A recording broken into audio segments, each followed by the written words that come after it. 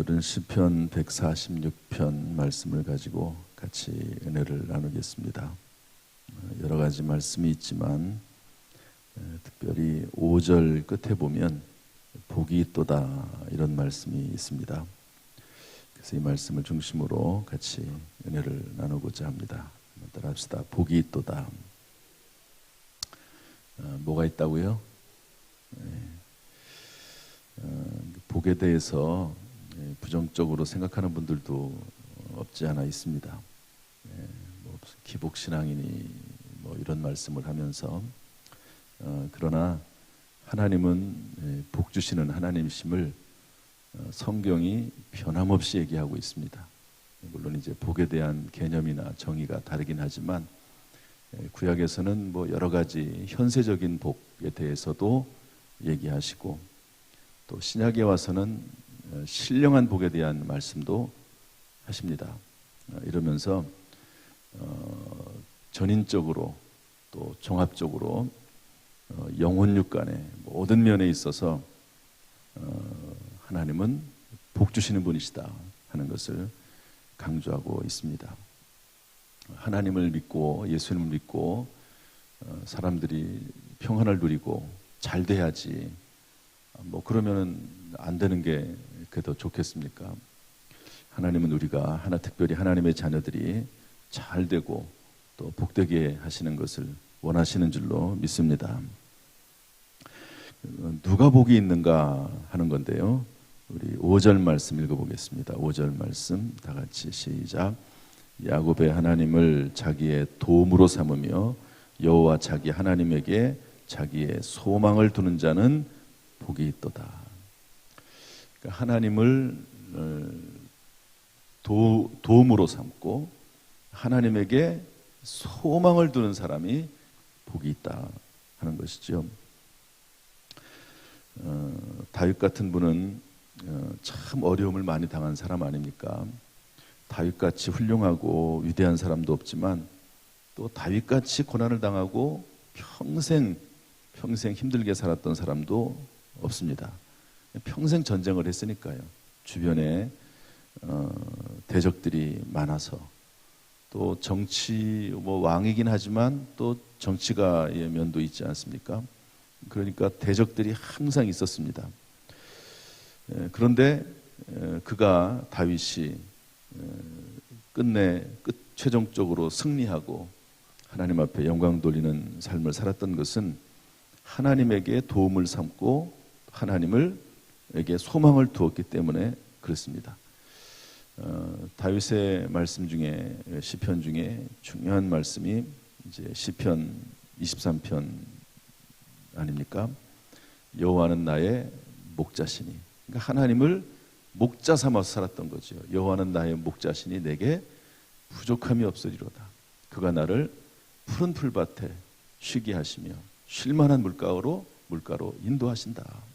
이런 아주 확고한 믿음을 가지고 하나님을 섬기고 하나님에게 소망을 두었습니다.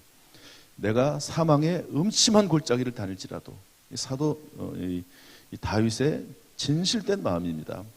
사망의 음침한 골짜기를 다니는 적이 얼마나 많았습니까? 다윗이. 그럼에도 불구하고 내가 해받음을 두려워하지 않을 것은 주께서 나와 함께 하십니다. 할렐루야.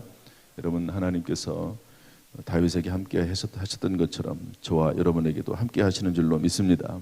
그래서 다윗이 고백하기를 내 평생에 선하심과 인자하심이 정녕 나를 따르리니 내가 여호와의 집에 영원히, 내가 하나님의 집에 영원히 거하겠습니다. 그러면서 어떤 일을 만나든지 간에 하나님을 도움으로 삼고 소망을 두었더니 하나님께서 다윗을 지켜주시고 승리케 하신 줄로 믿습니다. 왜 하나님을 도움으로 삼고 소망을 두면 복이 많은가? 그 내용이 이제 6절부터 쭉 나와 있습니다. 하나님에 대한 소개이기도 하지만 왜 복이 많은지에 대한 내용으로 볼 수 있는데요. 6절 한번 읽어보겠습니다. 6절 다 같이 시작. 여호와는 천지와 바다와 그 중에 만물을 지으시며 영원히 진실함을 지키시며 온 우주 만물을 창조하신 분이시기 때문에 여러분 충분히 우리를 도우시고 또 우리에게 복을 주실 수 있는 분이 하나님이신 줄로 믿습니다. 하나님이 하시고자 하시면 못하실 일이 없는 거죠. 어떤 이유에 의해서 지연될 수 있고 또 우리에게 더 유익이 되니까 일단은 하나님께서 막으시긴 하지만 그러나 하나님의 뜻 가운데 창조 주신 하나님께서 모든 일을 행하실 수 있는 하나님이신 줄로 믿습니다. 또한 6절 하반절에 보면 뭐라고 되어 있습니까? 영원히 진실함을 지키시며, 창조하시고 그 창조의 원리를 세우신 다음에 영원히 진실하게 이 온 우주 만물을 운영하시는 분이 하나님이시다 하는 것이죠. 저는 특별히 여기에 이 영원이라고 하는 말에 좀 주의를 하고 싶습니다. 하나님은 변함없으시다는 거죠. 여러분 조변석계라는 말이 있습니다. 아침에 생각하고 저녁에 생각이 달라서 수시로 막 변하는 거, 이걸 조변석계라고 하지 않습니까? 그런데 하나님은 그게 아니고 영원히 변치 않는 하나님이시다. 로마서 8장 29절 30절 말씀 보면 하나님이 미리 아신 자들을 미리 정하시고 또 정하신 자들을 부르시고 부르신 자들을 의롭다 하시고 의롭다 하신 자들을 영화롭게 하신다고 했습니다. 하나님은 변함이 없습니다. 저와 여러분을 의롭다고 칭해 주시고 종국에는 반드시 하나님의 나라로 영원한 나라로 인도하실 줄로 믿습니다. 로마서 8장 38절 39절에 보면 우리 주 그리스도 예수 안에 있는 하나님의 사랑에서 끊을 수 없느니라. 하나님의 사랑이 결코 변함이 없기 때문에 그 하나님을 의지하는 자, 하나님을 믿고 따르는 자에게는 반드시 하나님이 주시는 위로와 소망과 승리와 복이 임하게 될 줄로 믿습니다. 7절부터 10절에는 이제 그 내용들을 쭉 기록하고 있는데요. 복이 또다라고 하는 관점에서 읽어보면 또 느낌이 다릅니다. 왜 하나님을 의지하고 도움으로 삼으면 복이 있는가? 7절부터 10절까지 9절까지 한번 읽어보겠습니다. 시작. 억눌린 사람들을 위해 정의로 심판하시며 줄인 자들에게 먹을 것을 주시는 이시로다. 여호와께서는 갇힌 자들에게 자유를 주시는도다. 여호와께서 맹인들의 눈을 여시며 여호와께서 비굴한 자들을 일으키시며 여호와께서 의인들을 사랑하시며 여호와께서 나그네들을 보호하시며 고아와 과부를 붙드시고 악인들의 길은 굽게 하시는도다. 전부 다 어렵고 힘든 사람들입니다.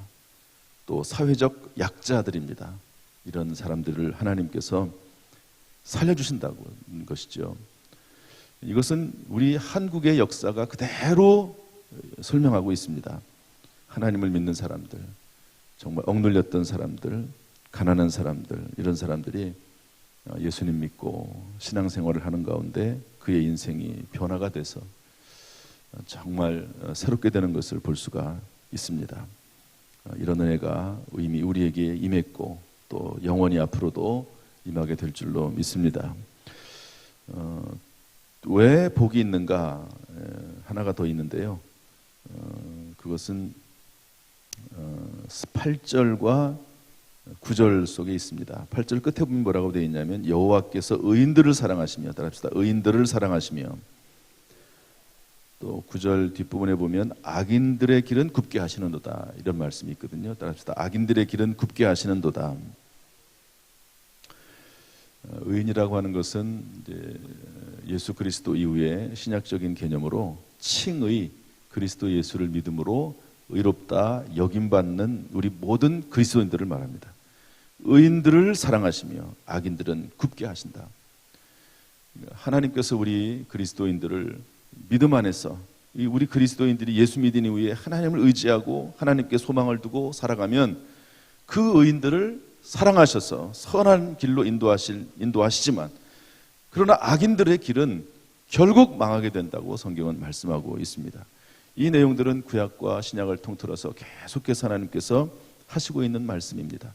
악한 자들이 잘 되는 것 같지만, 악한 자들이 그의 계획대로 다 되는 것 같지만 결국에는 악인은 망할 것이요, 의인들은 하나님께서 살려주시는데 7번 넘어질지라도 다시 일으켜주시는 분이 하나님이심을 말씀하고 있습니다.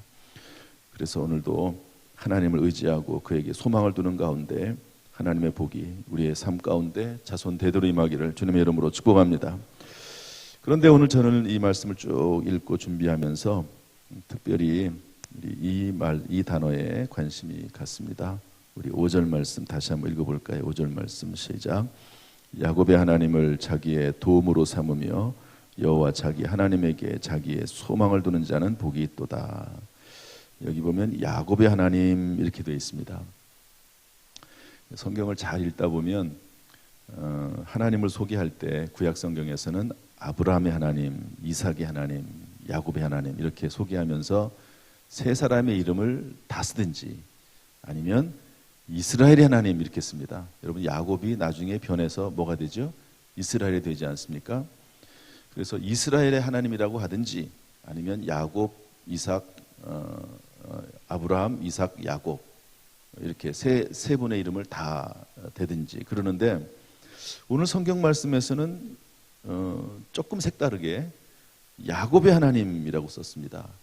이삭의 하나님도 아니고 이스라엘의 하나님도 아니고 야곱의 하나님.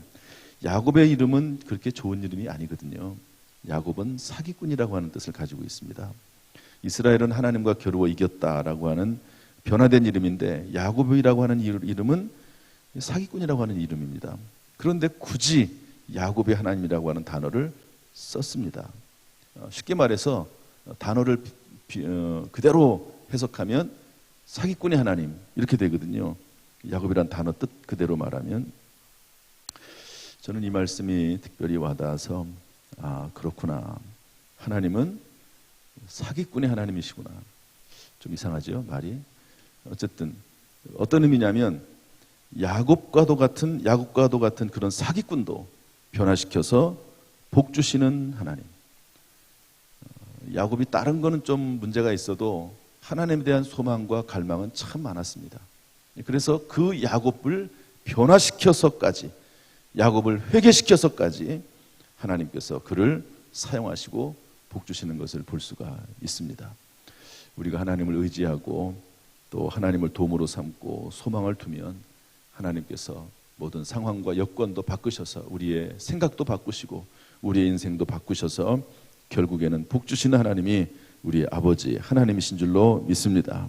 그러므로 하나님을 도움으로 삼고 하나님에게 소망을 두는 그런 삶을 살아나갈 수 있기를 주님의 이름으로 축복합니다. 오늘도 하나님의 도움이 또 하나님의 은혜와 능력이 저 여러분에게 우리 모든 성도들에게 충만히 임하기를 또 우리가 전도해야 될 전도 대상자들에게도 임하기를 주님의 이름으로 축원합니다. 기도하겠습니다. 하나님 아버지, 우리가 비록 사기꾼 같은 그런 사람이지만 하나님을 도움으로 삼고 소망을 두면 하나님께서 그런 사람도 변화시켜서 복 주시는 하나님이신 줄로 믿습니다. 늘 하나님과 동행하게 하시고 하나님을 바라보며 살아가게 하여 주옵소서.